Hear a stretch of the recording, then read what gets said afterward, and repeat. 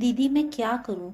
मेरा बिल्कुल भी मन नहीं करता कि मैं उनकी सेवा करूं, उनका अच्छे से खाने पीने का देखूं, उनका ख्याल रखूं।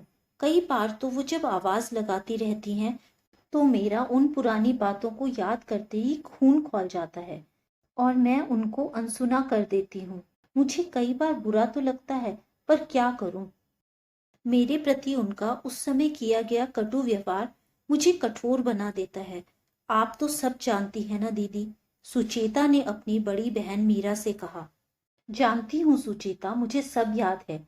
कैसे जब तू शादी के बाद इस घर में आई थी तो वो तेरी छोटी छोटी सी गलती को भी तेरे पति शेखर और तेरे ससुर जी को भी हमेशा बढ़ा चढ़ाकर ही बताती थी। किसी भी बात को तब तक नहीं छोड़ती थी जब तक वो लोग तुझे खरी खोटी न सुना ले। शेखर के कान भरकर तुम दोनों के बीच मनमुटाव पैदा करती थी। हर बात तेरी नंदों और पड़ोसियों को नमक मिर्च लगाकर बताती थी। तेरे बच्चों के जन्म पर भी तो कोई मदद नहीं की थी उन्होंने। बस बैठे बैठे देखती रहती थी और तुझे खरी खोटी सुनाती रहती थी। मीरा ने कहा। दीदी उन्होंने कभी बच्चों को संभाला ही नहीं। मैं वहीं रसोई में बच्चों को बिठाकर ही खाना बनाती थी। सारे घर के काम भी अकेले ही करती थी। उसके बाद भी वो तो बस हर चीज में कमियां निकालती थी। मुझे आज भी अच्छे से याद है, जब एक दिन सोनू गिर गया और उसे चोट लगी थी तो उन्होंने सभी से कहा कि मैं आराम से सो रही थी, इस कारण सोनू को चोट लगी। मैं दिन भर सोती हूँ, बच्चों का बिल्कुल ध्यान नहीं रखती।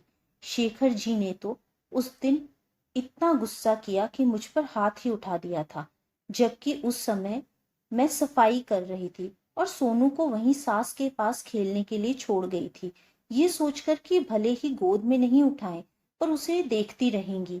उन्होंने तो उसकी तरफ देखा तक नहीं। कब बेचारा इतनी जोर से सीढ़ियों से गिर गया, कितने टांके लगे थे उसे। उस पर हर समय मुझे कोसती रहती थी कि लाई ही क्या है अपने मायके से। हम तो अपनी बेटी को खाली हाथ ससुराल नहीं भेजते, हर समय यूं ही ताने मारती रहती थी। क्या दुख नहीं होता मुझे? आखिर इतनी नफरत क्यों करती थी वो मुझसे?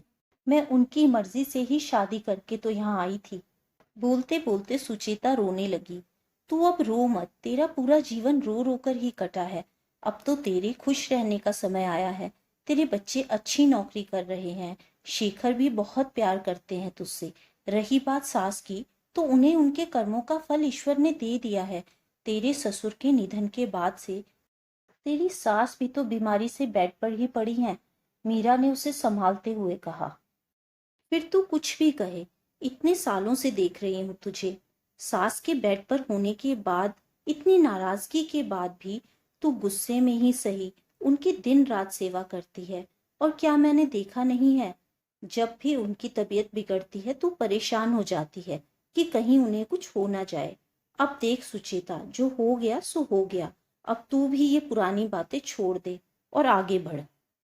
जो थोड़े बहुत दिन बचे हैं उनके पास, तो उनकी सेवा कर ले, वो कैसी भी हो। हीरे जैसा बेटा, अपने दिल का टुकड़ा तो उन्होंने ही तुझे दिया है, जिसकी वजह से ही तू आज इस घर पर राज कर रही है। तेरी बहू आने दे, देखना तुझे कितना बुरा लगेगा जब सोनू तुझसे थोड़ा भी दूर हो जाएगा। तभी सुचेता की सास के खांसने की आवाज आई। सुचेता अपने आंसू पोंछकर दौड़ती हुई उनके पास गई। सास को उठाकर उसने उन्हें पानी पिलाया।